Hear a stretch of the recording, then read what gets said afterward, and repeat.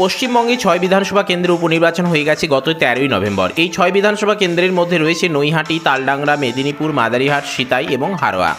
এখানে প্রত্যেকটা নির্বাচনের ক্ষেত্রেই কিন্তু বিভিন্ন ইস্যু থাকে। এবারের উপনির্বাচনের ক্ষেত্রেও বিভিন্ন ইস্যু রয়েছে, কিন্তু সেই ইস্যুর মধ্যে কিছু পার্থক্য রয়েছে, কিছু ডিফারেন্ট রয়েছে এবং সেই ডিফারেন্টের উপর ভিত্তি করে কিন্তু বিরোধী দলগুলো এবারের উপনির্বাচনে যতটা সক্রিয়তা দেখাতে পেরেছে, চেয়েছে, কিন্তু ততটা সক্রিয় কি আদৌ দেখাতে পেরেছে? মানুষের রায় কিন্তু ইতিমধ্যে ভোট বক্সে বন্দী রয়েছে, যা প্রকাশিত হবে আগামী 23শে নভেম্বর ভোট গণনার দিন। কিন্তু তার আগে এই সকল দলগুলি এই সকল বিধানসভা কেন্দ্রগুলিতে কি ফলাফল করতে চলেছে, কে কতটা লিড পেতে চলেছে, কে জয়লাভ হতে চলেছে, তার জয়লাভের কারণ কি, আর কে পরাজিত হতে চলেছে, তার পরাজয়েরই বা আসল কারণ কি, প্রথম স্থানে কে থাকতে পারে, দ্বিতীয় স্থানে কে থাকতে পারে, তৃতীয় স্থানে কে থাকতে পারে, আবার প্রথম এবং দ্বিতীয় স্থানের মধ্যে ফারাক কতটা থাকতে পারে, সমস্ত বিষয়টি কিন্তু আমরা বিগত এপিসোডেও কিন্তু আলোচনা করে এসেছি। আজকেও আমরা আলোচনা করব এই টপিকের ওপরই, তবে একটু অন্যরকমভাবে অ্যানালিসিস করে আপনাদের দেখানোর চেষ্টা করব। কেননা একটা ভিডিওর মধ্যে বা একটা এপিসোডের মধ্যে কিন্তু সমস্ত বিষয়টা একেবারে পুঙ্খানুপুঙ্খভাবে আলোচনা করা যায় না, যে কারণে বিভিন্ন এপিসোডের মাধ্যমে কিন্তু আমরা আপনাদের নিকট বিভিন্ন রকমভাবে, বিভিন্ন অ্যাঙ্গেলে, বিভিন্ন দিক থেকে আপনাদের সামনে অ্যানালিসিস করে দেখানোর চেষ্টা করছি। এ ব্যাপারে আপনাদের কিছু মতামত থাকলে, কিছু বলার থাকলে নির্দ্বিধায় কমেন্ট বক্সে জানাতে পারেন। তবে গত উপনির্বাচনের ফলাফল দেখে যদি এবারের উপনির্বাচনের ফলাফল এক পলকে আপনি বলে দিতে চান, তাহলে কিন্তু অনেকটা ভুল হবে। আপনি যদি বলেন 6-এ 6ই পাবে তৃণমূল কংগ্রেস, আবার যদি আপনি বলেন 6-এর মধ্যে 5টিতে জিতবে তৃণমূল কংগ্রেস, একটিতে জিতবে বিজেপি, তাহলেও কিন্তু আশ্চর্য হব না। আমাদের মাথায় রাখতে হবে এটা কিন্তু উপনির্বাচন, আর এই উপনির্বাচনে অ্যাডভান্স কিন্তু পেয়ে যায় সর্বদাই সরকারি দল। এটা আমাদের কাছে একেবারেই নতুন ঘটনা কিন্তু নয়। কাজেই ফলাফল 6-0 হলেও আমরা যেমন আশ্চর্য হব না, তবে এই ফলাফল যদি আবার অপর দিকে 5-1 হয়, তাহলেও কিন্তু আমরা অনেকটা বিব্রত হব না। এখন এই মুহূর্তে আমরা এই 5-1 নাকি 6-0 সেটা নিয়ে আমরা কথা বলবো না, সেটা বলবো আজকেরই এপিসোডে, তবে একটু পরে।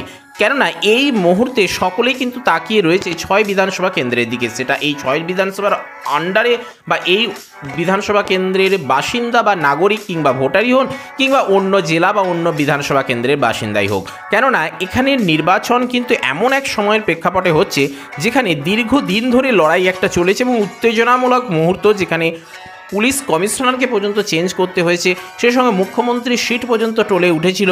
তৃণমূল কংগ্রেস বা তথা রাজ্যের যে শাসক দল, তাদেরও কিন্তু অনেকটা ভিত্তিপ্রস্তরকে একবারে নাড়িয়ে দিয়েছিল। এমন এক পর্যায়ে, এমন এক প্রেক্ষাপটে, এমন এক সময়ে এই নির্বাচন হচ্ছে। তাহলে এই নির্বাচনে মানুষের রায় কোন দিকে যাবে, সেটা কিন্তু আমাদেরকে অনেকটা ভাবিয়ে তুলছে। যদিও বর্তমানে এই আন্দোলন কিন্তু অনেকটাই কমে গিয়েছে, তার আন্দোলনের আঁচ বলা হচ্ছে নাকি এই সকল বিধানসভা কেন্দ্রগুলিতে প্রবেশ করতে পারেনি, তবুও তো মানুষ এগুলোকে নিয়ে নাড়াঘাটা করেছে। সমগ্র রাজ্যেই তো এই আন্দোলন, প্রায় মানুষ আন্দোলনে সক্রিয়ভাবে অংশগ্রহণ না করলেও পরোক্ষভাবে কিন্তু এই ব্যাপারে বিভিন্ন মতামত প্রকাশ করেছেন। তাই এই নির্বাচন তথা উপনির্বাচনে মানুষের রায় কোন দিকে যাবে, সেটা কিন্তু অনেকের কাছে আশ্চর্যের বিষয়। তবে যে স্বাভাবিক বা ধারাবাহিক পদ্ধতিতে বলতে গেলে বর্তমান পরিস্থিতি অনুযায়ী কিন্তু এখানে তৃণমূল কংগ্রেসের জয়লাভ যদি হয়ে যায় 6-এ ছক্কা, তাহলে কিন্তু আশ্চর্যের বিষয় নয়। আবার এখানে রেজাল্ট কিন্তু আগে থেকে কখনোই বলা যায় না। রেজাল্ট কিন্তু কখন কোন দিকে মোড় নেবে সেটা কিন্তু কেউই জানি না। 2021-এ আমরা ভেবেছিলাম বিজেপি সরকার গঠন করতে চলেছে, কিন্তু আনফর্চুনেট কিন্তু একেবারেই পরিষ্কার ব্যাপারটা হয়ে গেল, একেবারেই ধারণাটা চেঞ্জ হয়ে গেল ভোট গণনার দিন। তাই এবারে ভোট গণনায় কি হবে সেটা কিন্তু আমাদের কাছে পরিষ্কার নয়। কিন্তু বর্তমানে যে সকল সিচুয়েশন, যে সকল পরিস্থিতি, বিভিন্ন দলের যে ভাবমূর্তি আমরা লক্ষ্য করছি, সে থেকে কিন্তু বলা চলে 6-এ 6ও হতে পারে, আবার 5-1-এর মধ্যেও রয়ে যেতে পারে। এখন এই মুহূর্তে সকলেই কিন্তু তাকিয়ে রয়েছে এই 6টি বিধানসভা কেন্দ্রের দিকে। তবে প্রকৃত সত্য কথাটি হলো এই নির্বাচনে কারোরই কিছুই আসে যায় না। এক তো এই নির্বাচনে 6-এ 6 আসন জয়লাভ করলেও কিছু ব্যাপার নয়, আবার 6-0 হয়ে বিরোধীরাও যদি 0 হয়ে যায় তাহলেও কিছু এসে যায় না। কেননা এই নির্বাচনে রাজ্যের শাসনের ওপর কোনো রকম কিন্তু প্রভাব পড়বে না। তাহলে এই নির্বাচন আর তার ফলাফল এতটা গুরুত্বপূর্ণ কেন?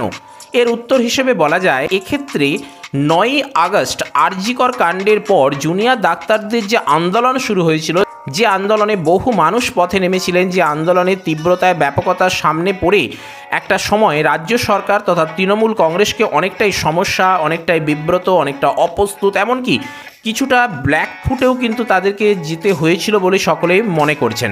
লক্ষ্য করার বিষয়, সেই 3 মাসেরও বেশি সময় ধরে চলতে থাকা একাধিক পদ্ধতিতে দীর্ঘ আন্দোলনের পর এটাই প্রথম সুযোগ এসেছে যেখানে মানুষ তার রায় প্রদান করতে পারবে। ইলেকশন কমিশনের গোপন ব্যালট বক্সে মানুষের রায় এখন এই মুহূর্তে বন্দী রয়েছে। অন্যান্য অনেক ইস্যুর মধ্যে আরজিকর ইস্যু কি তাহলে এবারের উপনির্বাচনে একটা বড় আকার ধারণ করলো, তা জানা যাবে আগামী 23শে নভেম্বর, কারণ মানুষ ইতিমধ্যে তার রায় বা জবাব কিন্তু জানিয়ে দিয়েছে। এখন কেবল ফলাফলের জন্য সময়ের অপেক্ষা। মানুষ সত্যই এই আন্দোলনের দ্বারা কতটা প্রভাবিত হয়েছে, এই নৃশংস ঘৃণ্য অত্যাচার খুন এর বিরুদ্ধে মানুষ বা জনমত মমতা সরকার এবং তৃণমূলের বিরুদ্ধে গিয়েছে, আদৌ তা গিয়েছে কিনা সেটাও নিয়ে কিন্তু আমাদের কাছে জলঘোলা ব্যাপার রয়েছে এবং এই নির্বাচন এবং তার ফলাফল অত্যন্ত গুরুত্বপূর্ণ হয়ে উঠছে। সেজন্যই তাই আজকের এপিসোডে এই বিষয়টাকে আমরা বিশেষত ফোকাস করার চেষ্টা করেছি। উপনির্বাচনের এবারের ফলাফল কি হতে পারে বাংলায়, 5-1 নাকি 6-0 হয়েই থেকে যাবে। অন্যদিকে মহারাষ্ট্র এবং ঝাড়খণ্ডের দিকটা যদি তাকাই, কেননা আমাদেরকে এখানে বলবেন যে ওয়েস্ট বেঙ্গল নিয়ে আলোচনা হচ্ছে, তাহলে মহারাষ্ট্র বা ঝাড়খণ্ডের প্রসঙ্গ আপনি টানছেন কেন? কেননা এই কারণেই টানছি, এখানে গেরুয়া শিবিরের জন্য। কেননা পশ্চিমবঙ্গে গেরুয়া শিবির বা ভারতীয় জনতা পার্টির কি পরিস্থিতি বর্তমানে, কোন অবস্থায় তারা বিলংস করছে, সেটা আপনি আমি কারোর কাছেই আজ এই মুহূর্তে অজানা নয়। কেননা অন্যদিকে যে মহারাষ্ট্র এবং ঝাড়খণ্ডের বিধানসভা নির্বাচন হচ্ছে এবং সেটা এই সময়েই হচ্ছে, এই ডেটেই হচ্ছে, তাহলে সেক্ষেত্রে কিন্তু এই নির্বাচন নিয়ে ব্যস্ত রয়েছে কেন্দ্রীয় গেরুয়া শিবির। তবে বাংলার উপনির্বাচনে বিজেপির নজর কেবল উত্তরবঙ্গের আলিপুর জেলার অন্তর্গত মাদারিহাট বিধানসভা কেন্দ্রের দিকে। মনোজ টিগ্গা সাংসদ হওয়ার পর আবার এখানে অকাল নির্বাচন, তাই এই একটি আসনেই তোড়জোড় করে নির্বাচনে লড়ছে বিজেপি। বাকি 5টি আসনগুলিতে দ্বিতীয় স্থান অর্জনই তাদের এখন আপাতত লক্ষ্য। এদিকে এবারের এই উপনির্বাচন নিয়ে কংগ্রেস বাম দলগুলির তেমন কোনো মাথা ব্যথা নেই, সেটা আপনি 6টি বিধানসভা কেন্দ্রে যেটিতেই লক্ষ্য করবেন সেটিতেই আপনি কিন্তু সেইটি বারংবার পরিষ্কারভাবে আপনি দেখতে পাবেন। উপনির্বাচনের গণনায় এবারের আপাতত পাল্লা ভারী শাসক দলেরই, তবে সেটা কতটা ভারী সেটাই দেখা যাবে আগামী গণনার দিন 23শে নভেম্বর। উত্তরবঙ্গের সিতাই, মাদারিহাট, উত্তর 24 পরগনার নৈহাটি, হারোয়া, মেদিনীপুর জেলার সদর মেদিনীপুর আর বাঁকুড়া জেলার তালডাংরায় উপনির্বাচন হলো। এর মধ্যে সিতাই ছিল টিএমসির কাছে। জগদীশ চন্দ্র বসুনিয়া সাংসদ হওয়ার পরে এখানে উপনির্বাচন হয়েছে। মাদারিহাট ছিল বিজেপির হাতে। মনোজ টিগ্গা সাংসদ হওয়ার পর এবারে উপনির্বাচন হলো। হারোয়াতে হাজি নুরুল ইসলাম সাংসদ হয়েছিলেন, যার জন্য কিন্তু এবারের উপনির্বাচন হলো। আবার অপরদিকে মেদিনীপুরের তৃণমূল বিধায়ক জুন মালিয়া সাংসদ হয়েছেন, যার ফলে এখানে কিন্তু এবারে অকালে উপনির্বাচন করতে হলো। আর তালডাংরায় তৃণমূল বিধায়ক অরূপ চক্রবর্তী সাংসদ হওয়ার কারণে এখানেও এই অকালে আবার উপনির্বাচন করতে হয়েছে। কাজেই এবারের উপনির্বাচন হলো, প্রথম কথা হলো এই প্রত্যেকটি আসন তথাকথিত শহরকেন্দ্রিক সিভিল সোসাইটি আন্দোলন, রাত দখল, উকিল বদল ইত্যাদি আন্দোলনগুলি এই 6টি বিধানসভা এলাকার বাইরে। বিষয়টা ক্লিয়ার করতে পারছি? এখানেই এই সকল কর্মসূচি পদক্ষেপের কোনো আঁচি কিন্তু এই সকল অর্থাৎ 6টি বিধানসভা কেন্দ্রে আপাতত এসে পৌঁছয়নি বলেই বিভিন্ন বিশেষজ্ঞ দলের কিন্তু মতামত। কিন্তু এটা তো মানতেই হবে যে সমগ্র রাজ্য জুড়ে এই আন্দোলনের কম বেশি চর্চা ছিলই, আর তার ফলেই এবারের উপনির্বাচনে প্রত্যেকটি বিরোধী দল, বিরোধী জোটের নির্বাচনের ইস্যু এই অপরাধের উপযুক্ত শাস্তি অর্থাৎ উই ওয়ান্ট জাস্টিস ইত্যাদি বনাম তৃণমূলের বিভিন্ন প্রকল্প এবং দলের আভ্যন্তরীণ সংগঠন। 6টি আসনের প্রত্যেকটিতেই তৃণমূল এবং বিজেপি তাদের মনোনীত প্রার্থী দিয়েছে।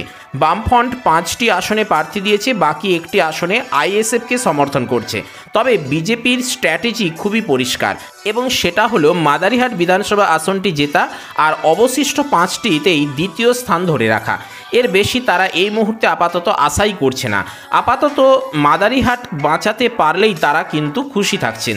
ওদিকে মহারাষ্ট্র এবং ঝাড়খণ্ড নিয়ে ব্যস্ত বিজেপির কেন্দ্রীয় নেতাদের এদিকে তাকানোরই সময় নেই, কারণ তারাও জানেন এই রাজ্যের বর্তমানে বাস্তব অবস্থাটা কীরকম। বাকি রইল বামফ্রন্ট। মাত্র 3 বছর পূর্বের নির্বাচন এবং তারপর দীর্ঘ সময় ধরে তাদের নো ভোট তৃণমূল বলে আসছিলেন। তাদের নেতাকে নিয়ে লেখা হয়েছিল গণশক্তি পত্রিকায়। সেই নকশাল লিবারেশন এবার নৈহাটিতে আসনটি ছেড়ে দিয়েছে বামফ্রন্ট। বামেদের এই সকল আসনগুলিতে ভোট মার্জিন কমলে আমরা কিন্তু আশ্চর্য হব না, কারণ হঠাৎ কেন কংগ্রেসের হাত ছেড়ে আইএসএফ, ফরওয়ার্ড ব্লক, সিপিআইয়ের সঙ্গে জোট বাঁধলো সেটা কিন্তু আমাদের কারোর কাছেই আজ পরিষ্কার নয়। তাই প্রায় নিশ্চিত করেই বলা যায় 6-এর মধ্যে একটি আসনেও রক্ষা করতে পারবে না সিপিআইএম। হারোয়াতে আইএসএফ কি আসন দখল করতে পারবে? তবে এখানে একটু হলেও সম্ভাবনা থাকলেও থাকতে পারে সিপিএম বা সিপিএমের পক্ষ থেকেই বলা চলে। এখন প্রশ্ন আসছে, তাহলে বিজেপির কি হবে? ওই যে আগেই বললাম, তারা এবারে আপ্রাণ লড়েছেন মাদারিহাটে মর্যাদা রক্ষার জন্য, কিন্তু ইতিমধ্যে যতদূর সম্ভব তথ্য পাওয়া যাচ্ছে তৃণমূল কংগ্রেস ম্যানেজ করে নিয়েছে জন বার্লার সমর্থন, যা বিজেপির পক্ষে গলার কাটা, পথের কাটা, বাড়া ভাতে চা ইত্যাদি যা কিছু আপনি বলতে পারেন সেটা কিন্তু হয়ে দাঁড়াচ্ছে বিজেপির পক্ষে বা বিজেপির সম্মুখে। তাই আবারও বলবো, এর আগের লোকসভা কিংবা 4 বিধানসভা আসনের উপনির্বাচনের ফলাফল দেখে যদি আপনি নিশ্চিত থাকেন যে এবারের উপনির্বাচনে 6-6 কিংবা 6-এর মধ্যে 5টি আসন পেতে চলেছে, সেটা কিন্তু একাধারে যেমন আশ্চর্যের বিষয় নয়, আবার অন্যদিকে এটা যদি ভেবে নেন তাহলে কিন্তু একেবারে যে আপনি 100% সঠিক বলছেন, সঠিক ভাবছেন এটাও বলা যাবে না। যেখানে তালডাংরা বাদ দিয়ে বাকি 4টি আসনে তৃণমূলের ভোট ছিল 50% বা তার কিছু উপরে, আর তালডাংরাতেও ছিল ভোটের বিশাল মার্জিন, যা চট করে কমে যাবে বা কোনোরূপভাবে এরকম কিন্তু কোনো রকম ইঙ্গিত আপাতত নেই। ওদিকে 54% ভোট পেয়েছিলেন বিজেপির মাদারিহাট পক্ষ থেকে মনোজ টিগ্গা, কিন্তু তাদের পথের কাঁটা হতেই পারেন জন বার্লা। সেই সঙ্গে উপনির্বাচনে শাসক দলের কেরামতিও কিন্তু এক্ষেত্রে গলার কাঁটা হতে পারে মাদারিহাটে মনোজ টিগ্গার কাছে। সব মিলিয়ে এবারের উপনির্বাচনের ফলাফল 6-0 হলে তা অস্বাভাবিক যেমন হবে না, এই 6-0 বা 5-1 হলেও কিন্তু সেটা অস্বাভাবিক আমাদের কাছে নয়, সেটা আমি বারংবারই বলে আসছি। আবার এমনও হতে পারে এই 6 বিধানসভা আসনে মানুষের যে মতামত সেটা যদি আপনারা একটু শোনেন তাহলে বিষয়টা আপনাদের কাছে অনেকটা পরিষ্কার হয়ে যাবে। সেই 6 বিধানসভা আসনে অর্থাৎ নৈহাটি, তালডাংরা, মেদিনীপুর, মাদারিহাট, সিতাই এবং হারোয়া, এখানের মানুষেরা, এখানে ভোটাররা কি বলছেন চলুন একটু আমরা শুনে আসি। আমাদের এই এলাকাটা বনভূমি এলাকা, এখানে হচ্ছে হাতির সমস্যা। তো এই বিষয় নিয়ে কোনোদিন বিজেপি কোনোভাবেই, বিজেপির এমএলএ বলুন, সাংসদ বলুন, তারা সক্রিয় ভূমিকা পালন করেনি। উপনির্বাচনে শাসক দলই তো আগে আছে এবং মানুষের উপর বিশ্বাস, শাসক দলকে আশা করে ভোট দিয়ে জেতাবার চেষ্টা করবে। বাংলার মানুষ প্রথমত বিজেপির যে ডিভাইডেশন রুল, এই রুলসটাও মানুষ মেনে নেয়। এমনিতে তো শাসক দলেরই প্রাধান্য বেশি থাকে প্রত্যেক উপনির্বাচনে। এবারেও আমাদের পশ্চিম মেদিনীপুরে মানে যে উপনির্বাচন হবে তাতে শাসক দলেরই প্রাধান্য অনেক বেশি।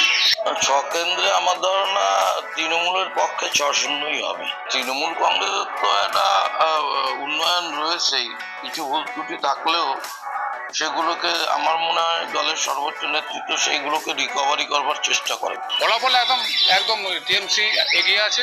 বিজেপির যে অপশাসন, সেই অপশাসনের থেকে মুক্তি নিয়ে মানুষ এবার তৃণমূল কংগ্রেসের প্রতি গিয়ে তথা মমতা বন্দ্যোপাধ্যায়ের প্রতি আস্থা রাখবেন, বিশ্বাস রাখবেন।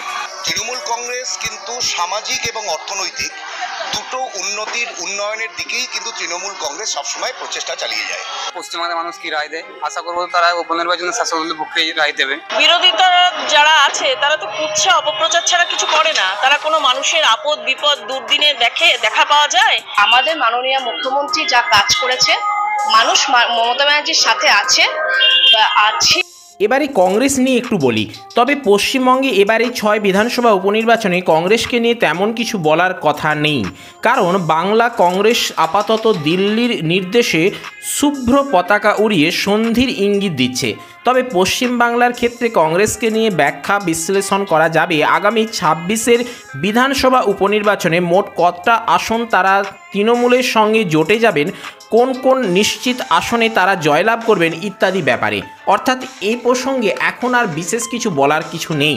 তবে কংগ্রেসের কি ভোট হয়, কি মার্জিন হয়, সেটা কেবলমাত্র গুটি কয়েক বা সীমাবদ্ধ মানুষের মধ্যেই সীমাবদ্ধ বা আটকে থাকবে। তবে একথা বলা যেতেই পারে, যেমনটা ভোট শেষ গণনার পর যে কোনো রাজনৈতিক দলই কম বেশি বলতে শোনা যাবে, প্রথমত টিএমসির মানুষ বলবেন আমাদের সমর্থনে রয়েছে মানুষ, বিজেপি বলবে আমরাই রাজ্যের দ্বিতীয় রাজনৈতিক শক্তি, জনগণ আমাদেরকে বিরোধী দলের যোগ্য মর্যাদা দিয়েছেন। ওদিকে বামেদের সাথে আইএসএফের বোঝাপড়া আপাতত জারিই থাকবে। লিবারেশনের চাহিদা মতো বামফ্রন্টের নতুন ডাকনামও তৈরি হতে পারে, কিন্তু আদতেই বামপন্থী মানুষজনের হতাশা কেবল বাড়তেই থাকবে এবং প্রতীক্ষায় থাকবে সে তুলনায় কংগ্রেস। এই হলো রাজ্যের বর্তমান পরিস্থিতি।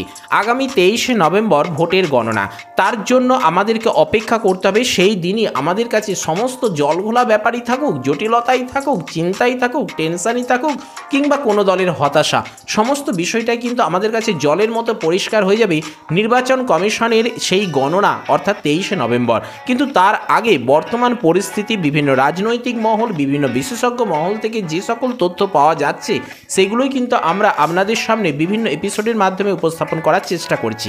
এ ব্যাপারে আপনাদেরও যদি কিছু বলার থাকে, কিছু করার থাকে, কিছু জানানোর থাকে, কিছু জানার থাকে, নিশ্চয়ই কমেন্ট বক্সে কমেন্ট করে জানাবেন। ভিডিওটি কেমন লাগলো সেটা অবশ্যই বলবেন এবং চ্যানেলে নতুন এসে থাকলে কিংবা পুরনো ক্যান্ডিডেট এখনও পর্যন্ত সাবস্ক্রাইব করে না থাকলে অবশ্যই সাবস্ক্রাইব করে অল নোটিফিকেশানটি অন করে রাখবেন, কেননা ইন্ডিয়ান পলিটিক্স সম্পর্কিত যে কোনো তথ্য আপনারা এখানে টাইম টু টাইম পাবেন।